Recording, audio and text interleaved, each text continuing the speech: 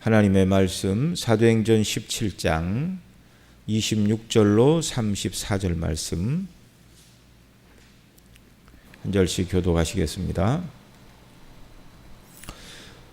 인류의 모든 족속을 한 혈통으로 만드사 온 땅에 살게 하시고 그들의 연대를 정하시며 거주의 경계를 한정하셨으니 이는 사람으로 혹 하나님을 더듬어 찾아 발견하게 하려 하심이로되 그는 우리 각 사람에게서 멀리 계시지 아니하도다. 우리가 그를 힘입어 살며 기동하며 존재하느니라. 너희 시인 중 어떤 사람들의 말과 같이 우리가 그의 소생이라 하니 이와 같이 하나님의 소생이 되었은즉 하나님을 금이나 은이나 돌에다 사람의 기술과 고안으로 새긴 것들과 같이 여길 것이 아니니라.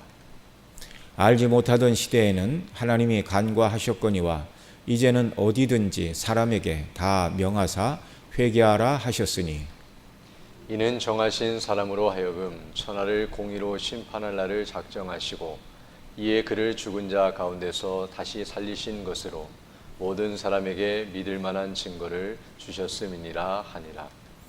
그들이 죽은 자의 부활을 듣고 어떤 사람은 조롱도 하고 어떤 사람들은 이 일에 대하여 내 말을 다시 듣겠다 하니 이에 바울이 그들 가운데서 떠나매 함께 읽습니다.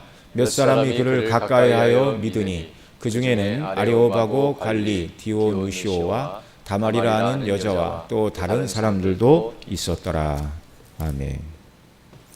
오늘 말씀은 사도 바울이 아데네스에 증거한 메시지의 후반부와 그리고 그 말씀을 듣고 나타낸 사람들의 반응과 회심자들을 말씀해 주고 있습니다.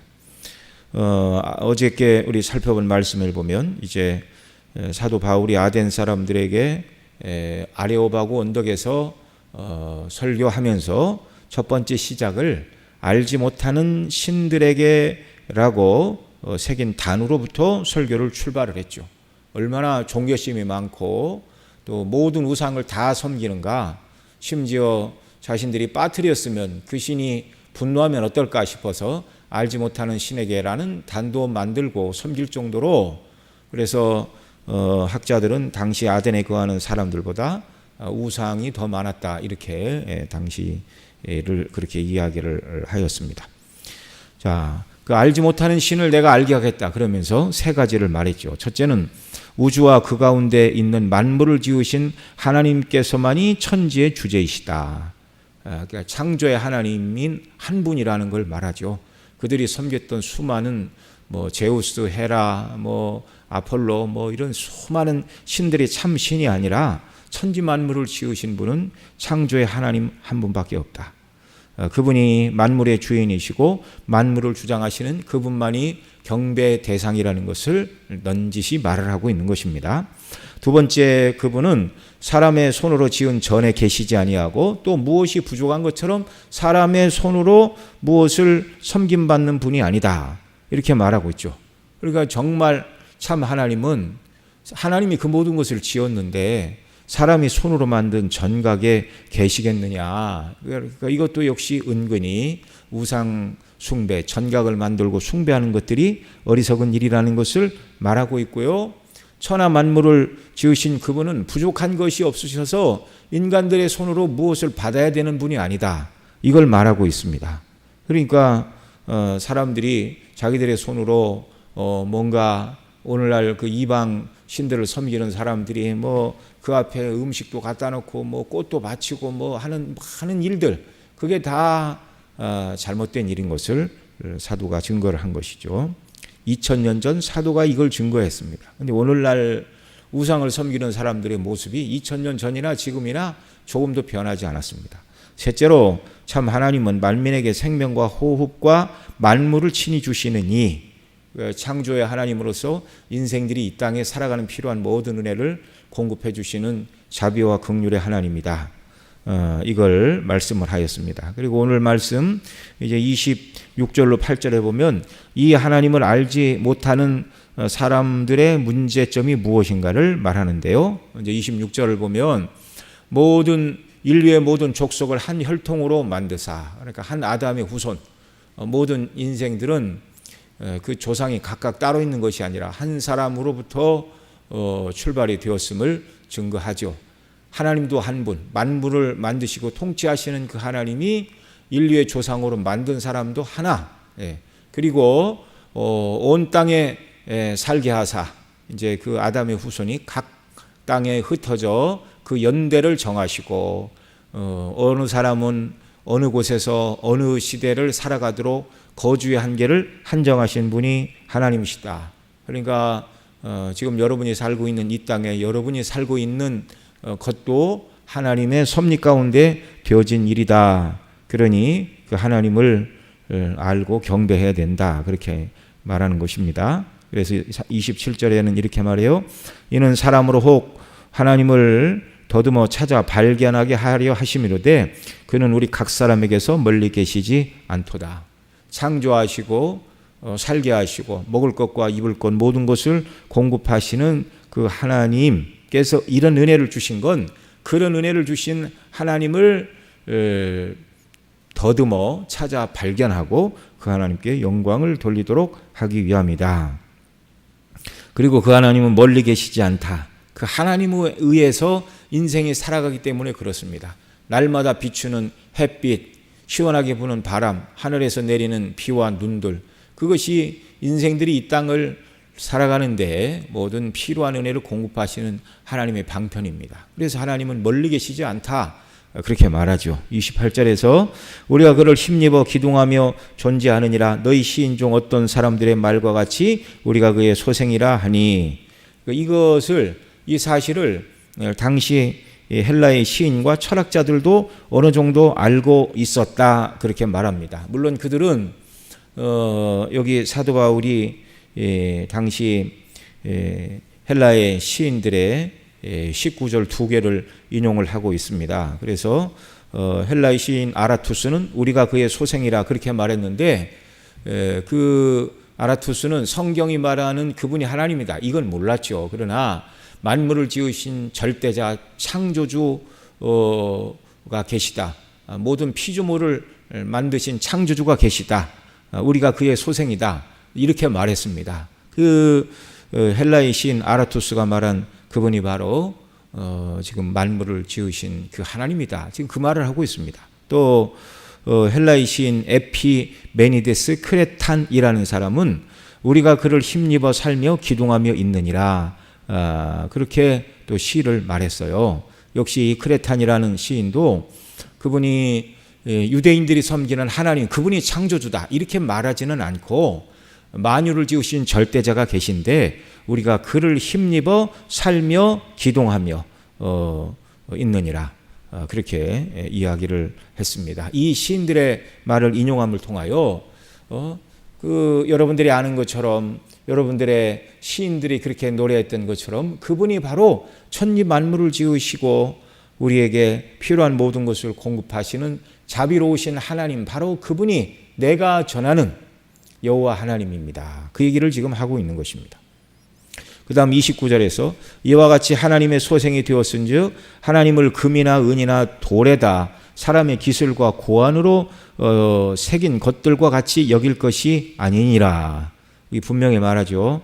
그런데 왜 하나님의 소생들이 그 하나님의 은혜에 의하여 살아가는 크고 영광스러운 하나님에도 불구하고 어떻게 그 영광스러운 하나님을 사람의 손으로 금, 은, 돌에다 새긴 그 형상이 신이다 그렇게 말하느냐. 어리석은 일이다. 그들이 하나님으로부터 벗어나 어리석은 우상 숭배의 죄를 짓는 것을 지금 지적을 하고 있는 것입니다. 그들의 양심을 자극하고 회개하고 돌이킬 것을 말하고 있습니다. 그리고 이제 30절 31절에서 마지막으로 복음을 증거합니다. 알지 못하던 시대에는 하나님이 간과하셨거니와 이제는 어디든지 사람에게 다 명하사 회개하라 하셨으니 이는 정하신 사람으로 하여금 천하를 공의로 심판할 날을 정하시고 이에 그를 죽은 자 가운데서 다시 살리신 것으로 모든 사람에게 믿을 만한 증거를 주셨음이니라 하니라. 여기 바울 사도는 그들이 섬기던 알지 못하는 신에게로 또 출발하여 그분이 살아계신 하나님, 천지 만물을 지으신 하나님이신데 그분에 의하여 역사가 진행되고 인생들이 살고 있고, 그런데 그 하나님이 이 역사의 마지막 그 아들을 우리에게 보내주심으로 말미암아 하나님께 돌아와 구원 얻으라 하고 하셨다. 이는 정하신 사람으로 하여금, 정하신 사람은 예수님을 말하죠, 천하를 공의로 심판할 날을 작정하셨고 이에 그를 죽은 자 가운데서 다시 살리신 것으로, 죽었다가 부활하신 그 예수님의 부활이 모든 사람이 하나님을 믿고 정말 경외해야 되고 그 아들 예수 그리스도를 믿고 구원받을 만한 참된 증거다. 이걸 증거를 하고 있습니다. 어떤 사람들은 사도 바울이 철학의 도시 아덴을 방문하여 십자가의 복음을 전하지 않고 이게 철학적인 변증을 하여 회심자가 많지 않았다, 뭐 이렇게 설명을 하는 사람들이 있습니다. 그러나 그렇지 않죠.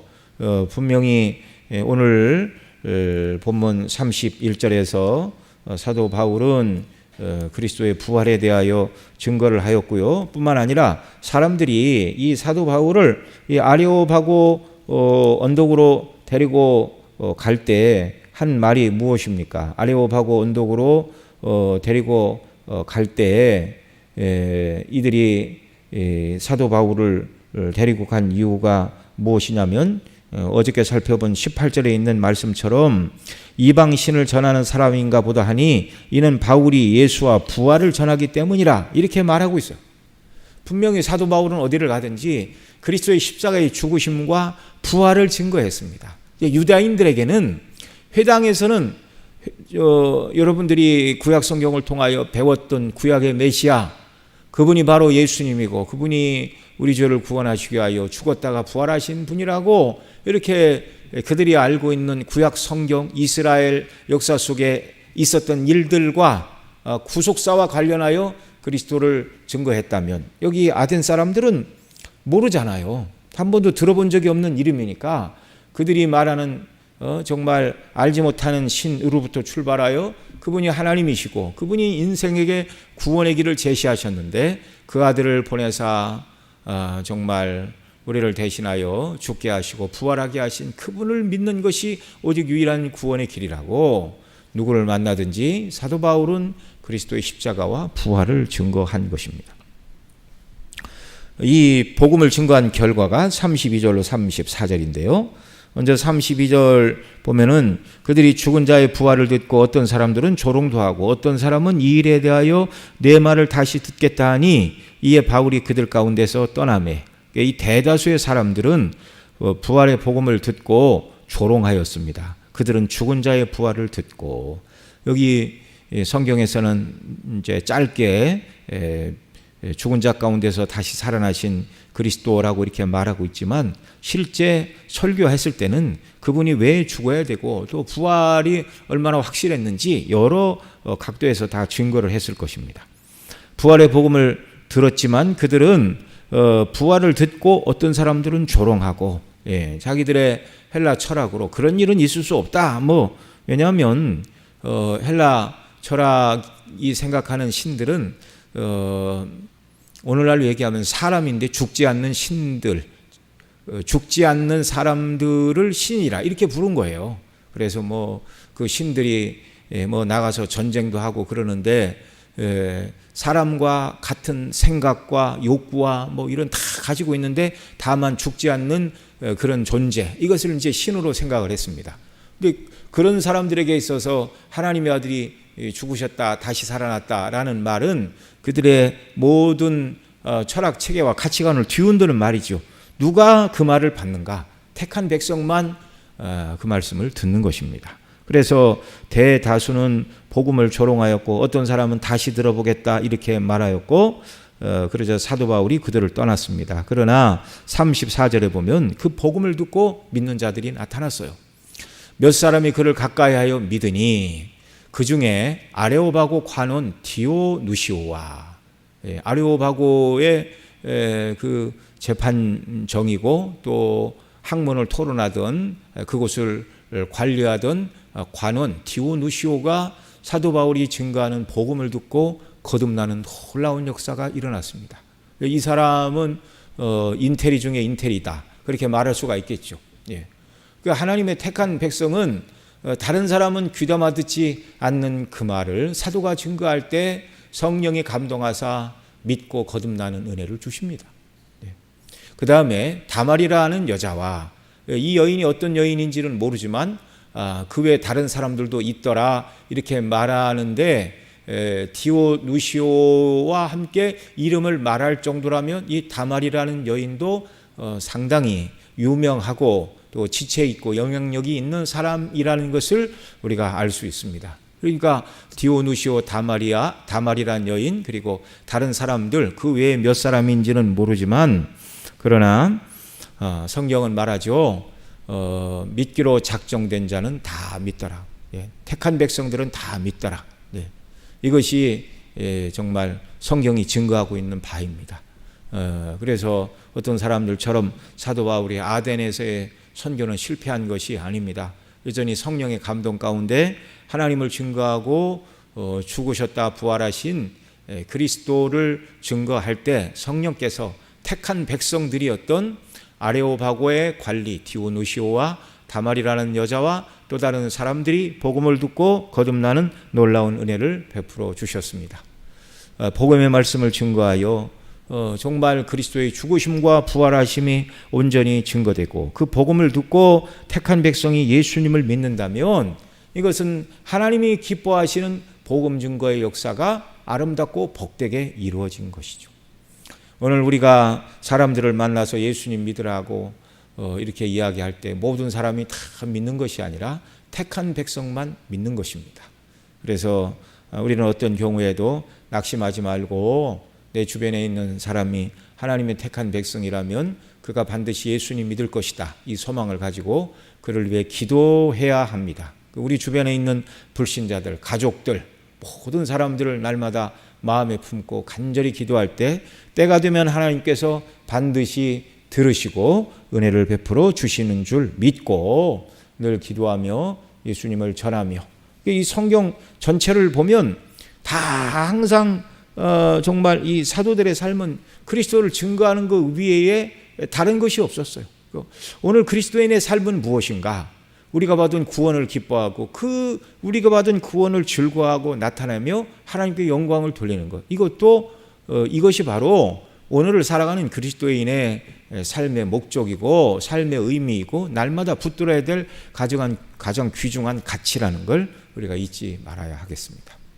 주께서 날마다 우리에게 이런 믿음을 따라 살아가는 은혜의 은혜를 날마다 부어주시기를 바랍니다. 기도하시겠습니다. 사랑하시는 아버지 하나님, 지난밤에도 은혜 가운데 저희들을 붙들어 주시고 은혜로 인도해 주셨다가 또 새날 새아침 맞이하여 주의 존전에 나와 경배하게 하시고 또 간구할 수 있도록 은혜 주시니 감사를 드립니다. 예수님이 우리를 위하여 이 땅에 오시고 또 우리를 구원하시게 하여 십자가에 죽으시고 다시 사신 이 생명의 복음, 영광의 복음으로 말미암아 정말 구원의 은혜를 우리에게 베풀어 주시니 감사합니다. 날마다 이 구원을 감사하고 기뻐하고 자랑하고 누구를 만나든지 예수님이 나를 구원해 주셨고 또 당신도 예수님 믿어야 구원받는다는 이 놀라운 복음의 사실을 광포하며 기쁨으로 순례길을 살아가는 우리 삶이 되도록 은혜를 더하여 주시옵소서. 아버지 하나님, 육신이 연약한 분들에게 건강의 은혜를 더하여 주옵소서.